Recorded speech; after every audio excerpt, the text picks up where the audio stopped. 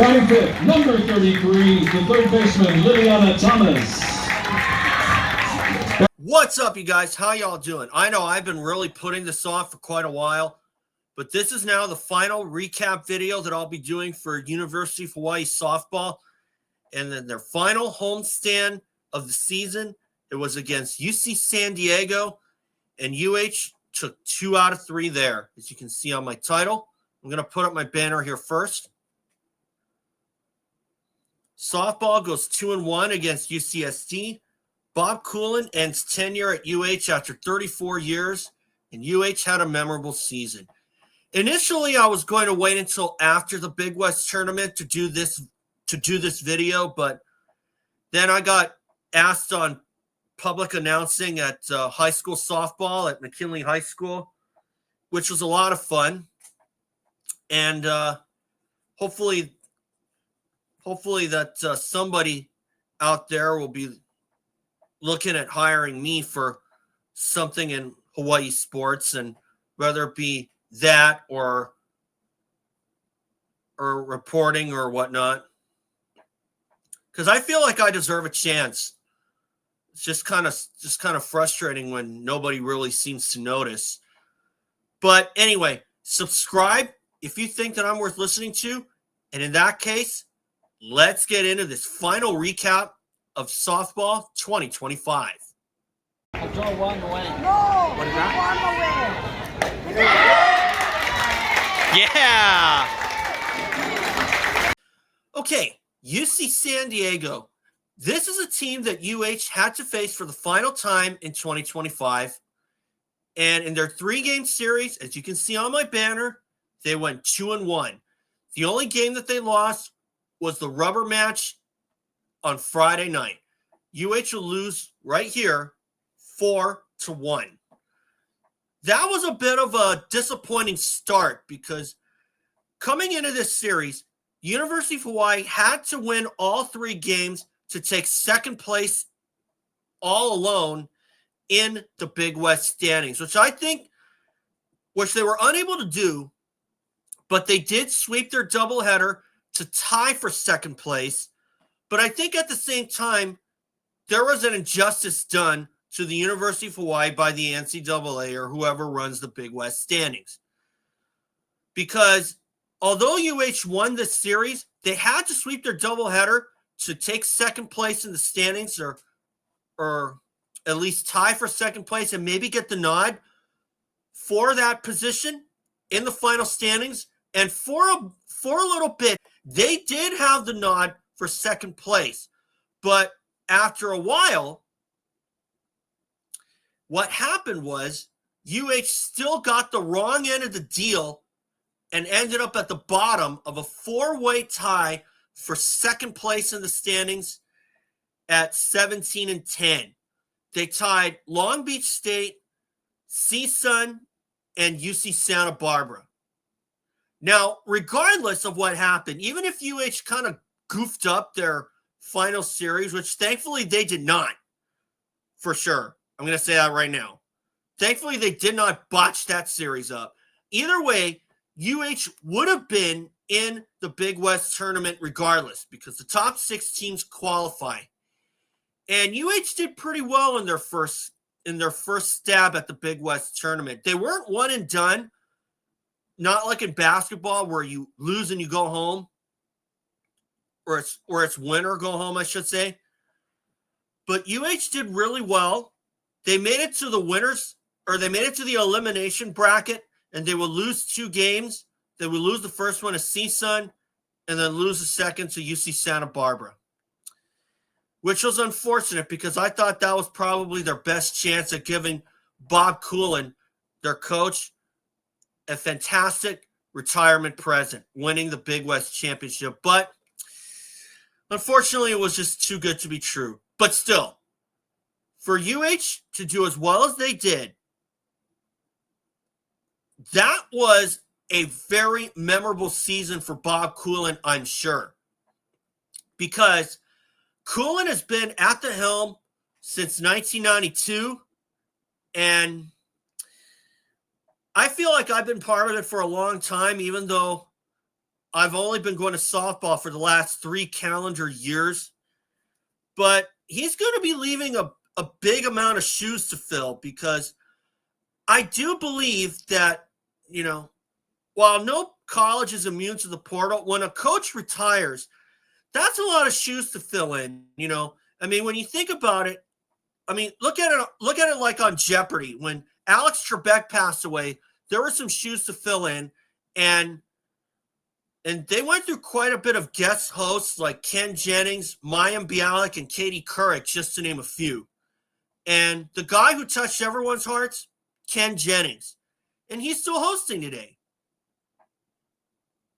So hopefully whoever Coolen's replacement is able to fill in his shoes. It won't be easy, but I'm sure that they're going to find someone sooner or later. But personally, if there was someone out there who'd get my vote, it's a recent grad, and that's Maya Nakamura. I was actually in the audience. Unfortunately, I didn't talk to anyone because obviously I couldn't, because I had no media creds, which is fine. I mean, and did I talk to anyone? No, absolutely not. So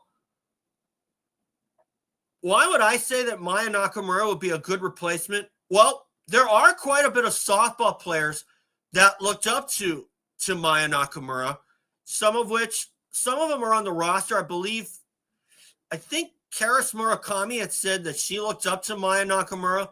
And last season, when I had media creds, Maddox Muramoto, the granddaughter of Les Murakami, told me that she looked up to Maya as well. And unfortunately, Maddox Muramoto didn't return, which was pretty disappointing, because I was looking for big things from her. I don't know if she decided to stop on her own or was cut from the team, but quite a few players didn't return. Quite a few local players didn't return, or at least a couple anyway. And obviously that's pretty disappointing. But still, back to this thing. UH didn't really get much going in the first matchup, which wasn't televised. And if there's a match that you're going to lose, especially when they televised the doubleheader the following day, the Friday night match was probably the one to do so. Because UH would lose that one 4-1. They didn't score until the final inning.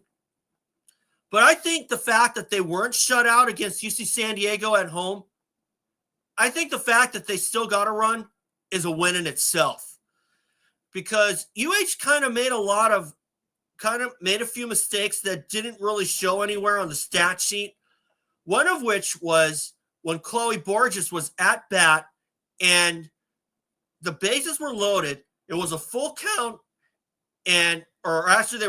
actually she was up to ball 3, and just when you thought that after one pitch that Borges had walked, it wasn't. And then Ellyanna Thomas was tagged out because she thought it was a walk as well, like a lot of other people, myself included, including the fans too. And unfortunately, that was a sure run in the bag, and that got away. Now, regardless, UH would have lost that game anyway, had it gone the way that it did. But, I'm glad that they were able to still get a run anyway. But that's just proof that there's still some talent hidden away late in the season. It wasn't the outcome that I'm sure everybody was hoping for, losing 4-1. But still, I'm glad we weren't shut out, and that's the main thing. The doubleheader, however, that was one to remember. Because as you can see by these two scores here, UH would win them 7-4 and 4-3. Now, the first game, they came out really well with a lot of purpose, and they were able to, despite trailing for a bit, they were able to take the lead and not look back. And fortunately, in the final inning, UH was able to stop UC San Diego's rally because they scored I believe, 2 or 3 runs. Or 3 runs, yeah, because they won that first game 7-4. And there was a triple home run from UCSD in the final inning, but that was the closest that they got. Fortunately, they were alert and were able to stop the rally. And I would call that a great response for sure. In the second game, UH would win it 4-3. Fortunately, UC San Diego scored all 3 of their runs in a single inning, because obviously, if they score runs in multiple innings, UH had better come up. They had better have come out with a lot of flair, because UCSD might have won that one going away. Because that's the way softball is. I mean, one game you're looking really good, you score 10 runs and you win by the mercy rule if they don't score enough. And the next day you could be scoring probably only 2 runs and lose by 3 runs. But, I'm glad that UH was able to sweep their doubleheader and make that one to remember, because it could have gone to extra innings after UCSD tied it up after the 3rd inning, scoring all 3 of their runs. All they needed was 1 run, and I think that I thought UH would have had enough to be able to hold it until the end if they scored at least 1 run, because they were doing really well. They threw a lot of strikes. But what happened in the 6th inning? Jamie McGaughey hits this home run that would ultimately win it for the Bows and win the series. Take a look at this and see if you can catch the Sonic the Hedgehog reference that I threw in for that home run. Take a look at this. Up, over, and gone! Woo-hoo!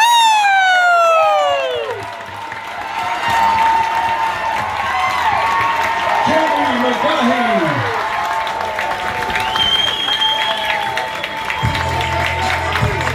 Well, I hope you figured it out. So for UH, right after that home run, that did wonders for their momentum, because pitcher Macy Brandel gave up only 1 hit in the final inning and a half, because UH was doing really, really well up until that point where they lost their lead, or at least wound up tied anyway. And they were able to come through with a clutch out here to ultimately win the series and tie CSUN, Long Beach, and Santa Barbara for 2nd place in the standings. But in our hearts, at least in Hawaii softball fans' hearts, they're 2nd place overall. And I'm sure in Bob Coolen's heart, they're 2nd place overall.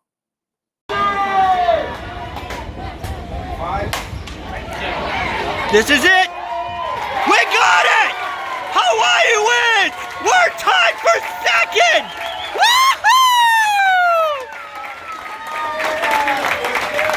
Woohoo! What kind of grade would I give this series?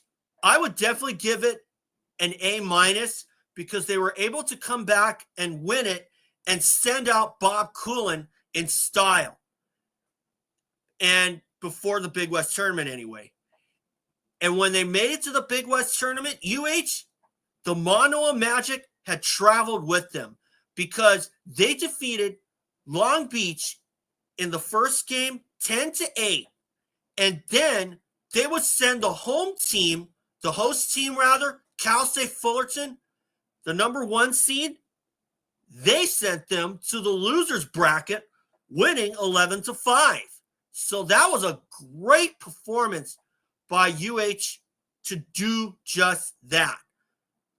Unfortunately, they couldn't carry their momentum into the 3rd day, and they ended up losing to CSUN 4-3, courtesy of a clutch double play in the final inning. And they fell victim to a grand slam from UC Santa Barbara in their 2nd game, and they will lose 8-1, and that was it for their series. So they kind of ended the series on a slight downer. But you know what? To make it that far and for a first crack in the Big West tournament, I'll take that. I mean, I'm sure they would have liked to win it, but still. Obviously, softball is wide open, and you never know what you're going to get. So that's why I say that UH had a memorable season. It was a lot better than last year, that's for sure. When I thought last year was supposed to be a payoff year for them with so many seniors on the roster, like Dallas Millwood, Maya Nakamura, and Zhao Jin, just to name a few. And unfortunately, by the time the final homestand came around, or at least the doubleheader anyway, it seemed like that injury that Maya Nakamura had last season, looking for inspiration from that, might have worn out its welcome, at least in my view anyway. Because obviously Maya is a once-in-a-lifetime kind of player. And if you don't learn anything from her, you're crazy. If you don't play softball, that's another thing. I don't play softball myself, but I like watching it, okay? So, obviously, we're into the off season right now. Hopefully, UH won't be losing anybody to the portal, although that might be wishful thinking. And there were some softball players in the graduating class of 2025, like Izabella Martinez, Chloe Borges, and Mason Gibbs, even though she's classified as a junior.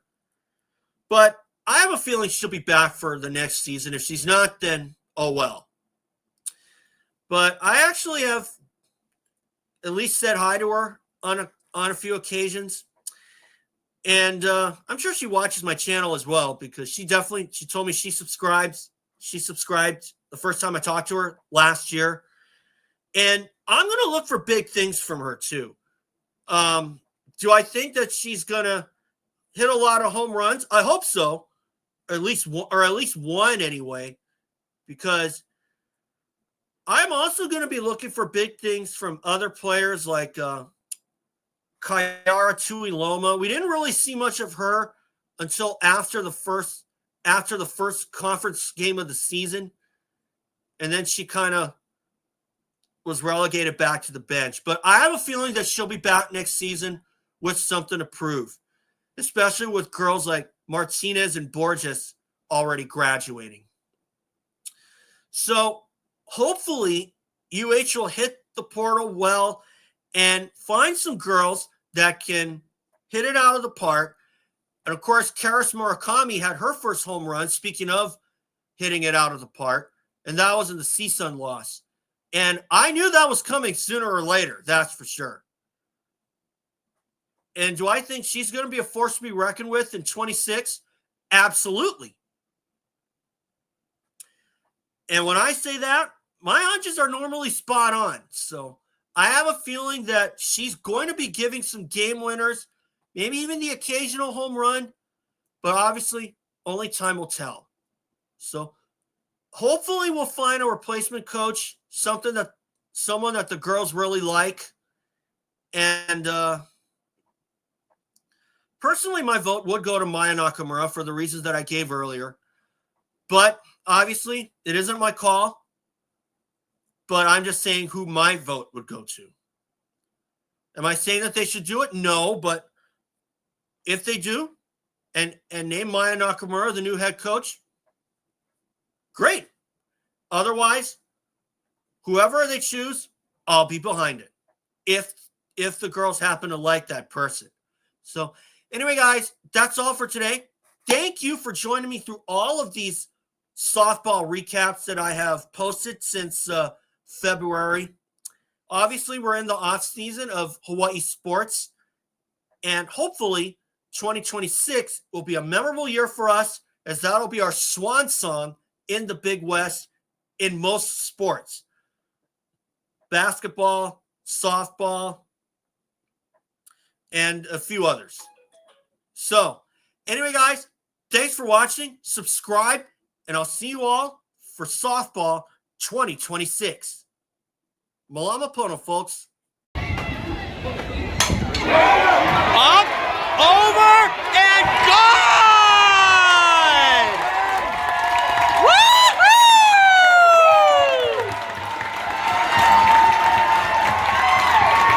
Haley Garcia.